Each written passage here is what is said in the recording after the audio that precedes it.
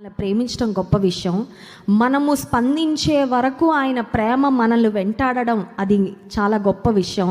మూడవ గొప్ప విషయం ఏంటంటే, దేవుని ప్రేమను గుర్తించి దేవుని ప్రేమకు స్పందించి మన హృదయాలు దేవుని కొరకు తెరిచిన తరువాత మన యొక్క అపనమ్మకత్వం.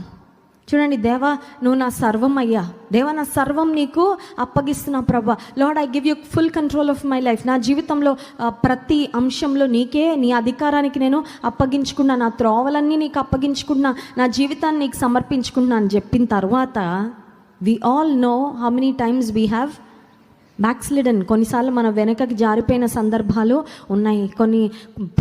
కొన్ని దినాలు, కొన్ని ఘట్టాలలో, కొన్ని ఇన్స్టెన్సెస్లో అసలు దేవుడు ఉన్నాడా లేదా అన్నట్లుగా ప్రవర్తించిన సందర్భాలు కూడా, అంటే దేవుని ప్రక్కన పెట్టేసి మనం ముందుకు వెళ్ళిపోయిన సందర్భాలు మన జీవితంలో ఖచ్చితంగా ఉన్నాయి.